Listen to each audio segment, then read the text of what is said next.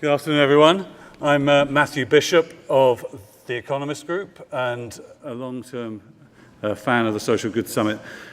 I'm about to introduce a panel looking at the role of stigma in making it harder to deal with the HIV/AIDS crisis. But before I do so, I'm briefly going to talk a bit about something that the Economist has been doing, which I'm very excited about and I've been involved in, and which builds a bit on what Michael was saying in the last panel. So let me quickly go through these slides. I'm aware that we're running a bit late, but I really wanted to get your help in helping us take what we're doing to the next level. So, that is not it. That's the Economist journalist team having an editorial meeting. Here I think we're going back to, you can see why it's a must-read publication. Have we got the presentation? Let me see. It's coming right up. Okay.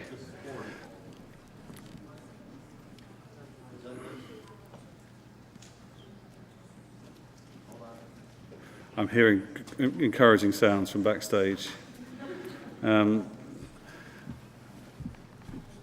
the basic thing that has been that, as was mentioned in the previous panel, this has not been coordinated with this panel. The Economist was really founded as a mission-driven organisation. It was a response to the hunger crisis in the cities of England and trying to campaign to change the policies that would allow food to come in and feed people. And I think for much of our history, we've not been as actively involved in trying to make a movement as we are about to be at the moment, which is what I want to talk about. Is the presentation there? We're working on it. Still working, it's loading. And I think it raises very important questions about media and how we, in this age of social media, how do we engage more effectively with our readers to help our readers achieve what they want to do in terms of changing the way the world operates. Give it a few more seconds, hopefully.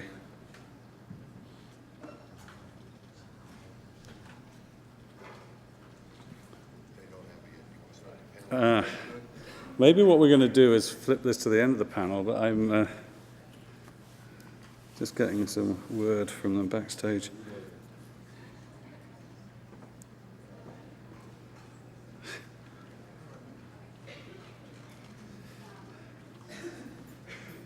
Okay, sorry about this. Okay, almost there. Okay, apparently this is a very...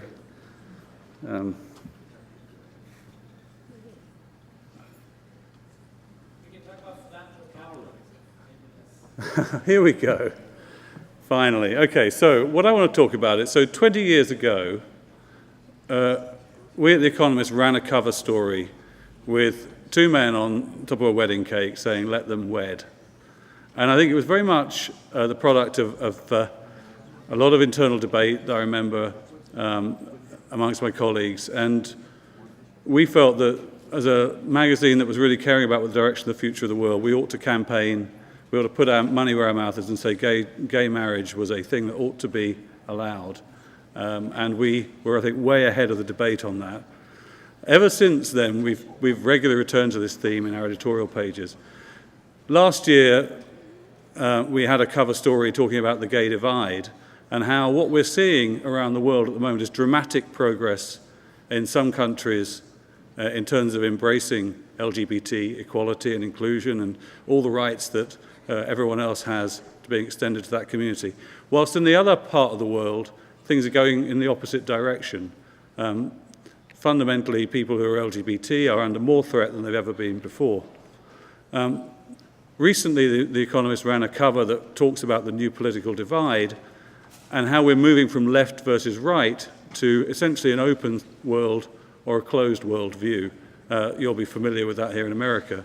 And if any issue captures that divide more clearly, I think it is the attitude to LGBT people.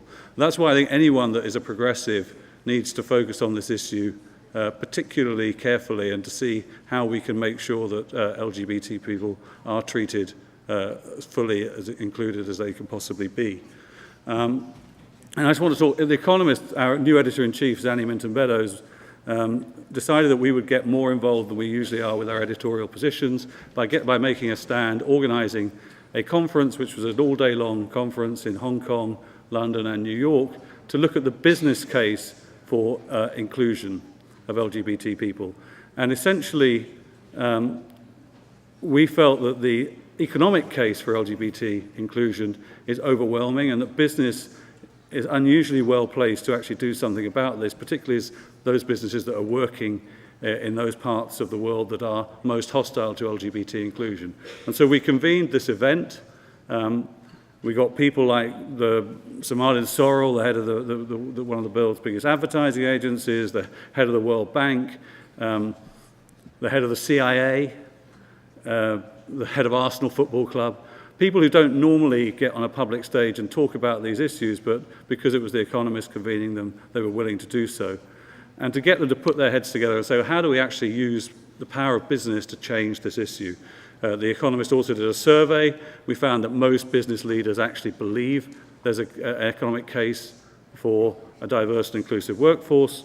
Half of executives around the world said that business has a fundamental imperative to drive change around LGBT diversity, and yet actually limited progress has been made.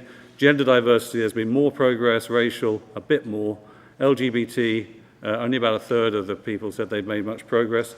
And even more striking, different parts of the world, Middle East and Africa particularly bad, and that's where business has the greatest opportunity. Very quickly moving on, when it came to spending more of their corporate money on actually doing anything about this, LGBT diversity came fourth out of the different diversity categories. And so I think there's an area there that needs to be focused on, and everyone in their workplace should be campaigning more for all of these areas to increase, but particularly LGBT diversity. This topic is getting hotter, whether it be the bathroom legislation for transgender people here, or things like Tim Cook, the first openly gay CEO of a major multinational company, meeting with the Prime Minister of India, of a country that has very intolerant policies in this area. And I just wanted to finish by saying we at The Economist have dedicated a content hub where we want to write about these issues and invite anyone that wants to contribute to this debate about how we get business more engaged as a force for good in this area.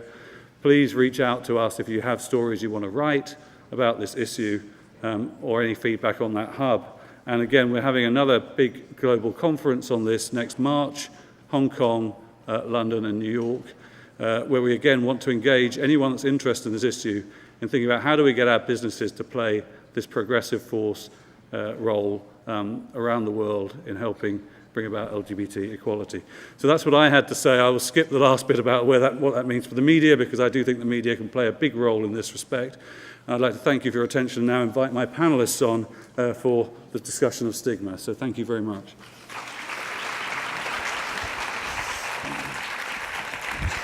So I'd like to welcome, with no further ado, Ambassador Deborah Birx, who is an American. I do apologise. It's Debbie. Don't worry. Ambassador Birx has been a real force of nature in taking on the global role of trying to get action on tackling HIV/AIDS. We have Chandi Moore, who is an activist for transgender people, particularly at-risk youth. And we have, lastly, Quinn Tivey, who is an activist as well, and runs and plays an important role at the Elizabeth Taylor AIDS Foundation, where he also is Elizabeth Taylor's one of her grandchildren. So welcome to the panel. Ambassador, I wanted to start with you with this issue of stigma. How big a problem is it when we think about tackling the HIV/AIDS crisis? If you had asked me even a year ago, I would have said it was a smaller problem, but it's a bigger problem than it's ever been. The actual space that individuals have, the violation of human rights, the level of violence in communities against LGBT, whether you're in Orlando or you're in Uganda or Tanzania, that space that was given, that public health response is narrowing. to a lack of a public health response. So everything that we celebrate, when we celebrate the decline and the change of the HIV/AIDS trajectory, behind that is increasing levels of stigma and discrimination that are marginalizing people in every single community, every place in the world, while people are giving lip service to a public health response. And this is what we have to change together and raise voices about it. Every one of us sees it, whether it's in the subway or the bus or in the classroom. Every one of us has to speak up in an unrelenting voice, and we're thrilled that The Economist is speaking to this issue, but I think it has to be a global community. In sub-Saharan Africa, 60% of the population is going to be under 20 within the next couple of years. We need every under 20 to say, that is not my world that I want to grow up in. I want to grow up in a world of inclusiveness. I want to grow up in a world of social and cultural embracing of all people. And so we have an opportunity to change the future if everybody's voices is raised. And what do you see as the particular opportunities, as you think, globally for actually changing that attitude? I think you need to call out your leaders in social media every day. When someone says something in their papers or in a speech, and the global community needs to speak to that. You can find these. Go on Google, look for LGBT issues, look for human rights, and you will see these violations over and over again. We know people are interconnected on the social media, and we need to be able to call this out as a community. Yes, there's a legal framework, which is horrifying, as you described in India, but worse than that is an insidious feeling that if you are a gay man in Tanzania, you are at threat every day, and those who want to provide services to you are under that same threat. That is what we have to say is unacceptable. So Chandi, what about here in America, where there's obviously the issue over the bathroom access has highlighted a lot of latent stigmatism here in America. What can be done about it? How big a problem is it? Well, again, like my beauty just said, things need to be said. People need to be able to address these issues amongst themselves. Everyone has been in the bathroom with a trans person, whether they knew it or not. And so, having said that, anybody who wants to use the bathroom is going in there just to do that. Use the bathroom. No one's focused on anybody's genitalia, or you shouldn't be anyway. But nobody should be focused on that, and it's just about using the bathroom. And why make that issue so difficult for any human being? It's a human right. And think we wouldn't have lines anymore if we could just go in any bathroom we wanted to. But talk more broadly about, so these younger transgender people that you're dealing with who are at risk, what are the kinds of stigma they're facing? They're facing stigma around discrimination, employment, just housing is one. I mean, they deal with healthcare is another, just dealing with so many different things when trying to be in pursuit of their own personal happiness. And you've been involved in something called the UCLA Sex Squad. Tell us a bit about that. Yes, well, the Sex Squad, you guys got a little piece of the video, so what we're going to do is just show it to you right now. Well, that was the group I thought was the Economist journalists. And then I'll speak about it. Okay. You may get my presentation all over again. Again. Oh, yeah. Sex Squad is a troupe of about a dozen students at UCLA who tell their own stories about sexuality and growing into themselves as adults. Based on their personal experiences around sexual health and allied topics like gender, like health ed in school, fuse that with some humor, some hilarity, and then tour to LAUSD high schools. They perform sex ed. They tell their own stories through multiple ways, through songs, through performances. Today we're going to be talking about the birds and the bees. The idea is if you talk about taboo subjects in a way that is lighthearted and humorous, that you can actually have a deep, sustained conversation. We have to be able to talk about sexuality in order to be able to talk about HIV. So tell us a bit about what that means, how that's working in practice. What are they doing? So how that's are they changing? just a piece of what the Sex Squad does, and that's what they're doing is something that needs to be done. They're keeping sex positive education innovative. They're making it something fun for young people to be able to see, so that helps them see things better in the future. HIV infections are highly up in the age groups of 13 to 29, so we continue to need these type of things in our areas. And due to things like the Sex Squad, it's been up from 15% to 59%. So it is working. So it's great to be able to see the fruits of your labor growing. Great. Now, Quinn, you're focused on Malawi. Tell us a bit about what you're doing there. Sure. Well, the Elizabeth Taylor AIDS Foundation operates with a number of partners in Malawi. Firstly, Gaia, the Global AIDS Interfaith Alliance, Grassroots Soccer, and Mothers to Mothers. And I'll focus for the moment on our work that we've been doing with Gaia, which includes a number of mobile healthcare clinics, male-specific men's testing days, and door-to-door testing programs.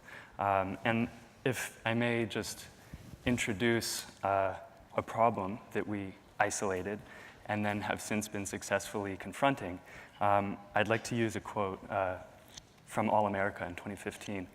Two different men, both from Malawi. The first quote is, "A man in his rightful senses cannot be enticed to go for testing. I cannot be told what to do by a woman. Most of these people who visit us to talk of HIV testing are women." And the second quote, is, "I cannot go for testing because at the nearest clinic, most workers chat with people in this community. So I'm afraid that once I go for testing, they will publicize my results, whether I'm positive or not." So I reference those as an introduction to a problem that we recognized in about 2012, which is that our mobile healthcare clinics were treating about 5 women for every 1 man. And those quotes, I think, speak to one of the reasons as to why that was the case. But the male-specific testing days, from which this is actually that's a photo from our mobile healthcare clinic, and it actually shows exactly that statistic from 2012. The other photo that was up just a moment ago was from a male-specific testing day, and it was at a place of employment, which we were able to organize in part through the managers at the place of employment. And then we also do other ones here at community centers, for example, that we organize with the help of village chiefs and local community leaders. And I think we just saw, here you can see the age range actually, and you can see a number of men waiting to be tested. And so on the topic of community, using these as the first entry point, and then I can reference door to door, what the second quote here speaks to, right, is isolated fear, stigma within a community. But if we can approach a community as a whole unit and treat everybody with an equal footing, then we have found that since these types of operations, our statistics have dropped from 1 to 5 to 1 to 1.6. So we've almost totally leveled the playing field with regards to reaching men in Malawi.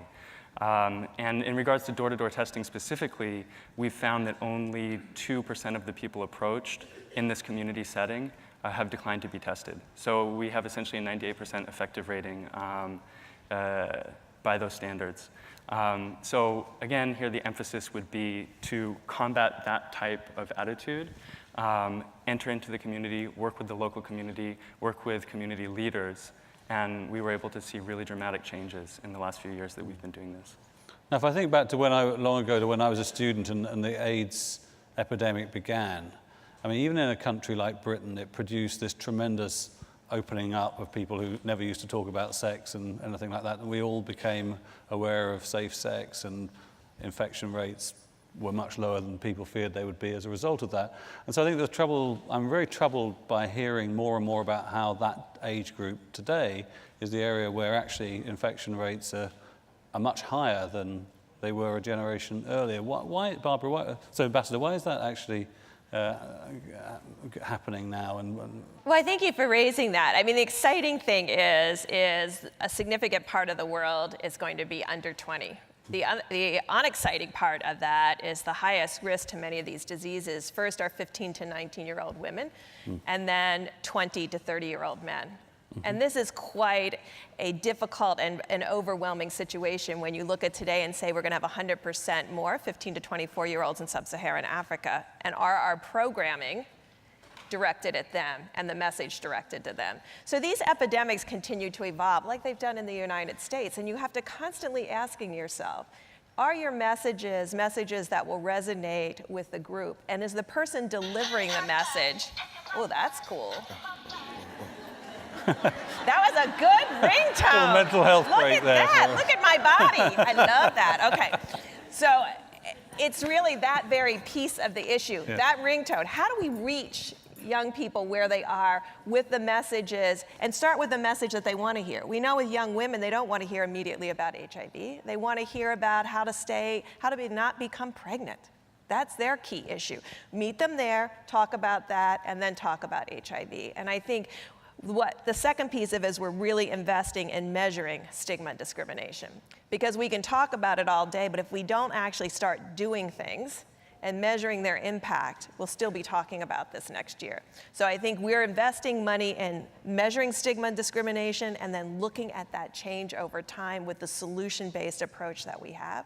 But that still doesn't ensure that young people won't understand their risk and take action. I think figuring out how to present things in infographics or in 7-second slots or in YouTube video or whatever it is to really engage and understand what's going to resonate.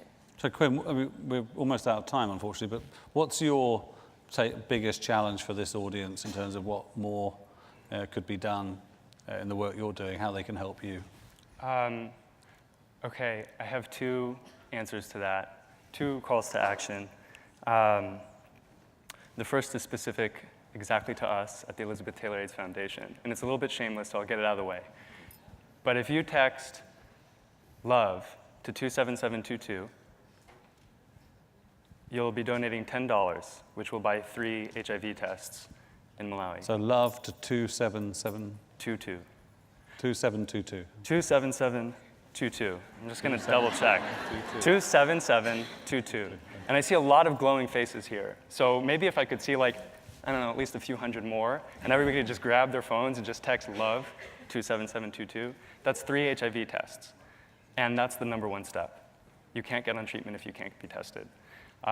You can't address cultural stigma. You can't address communities unless the community is talking about its status.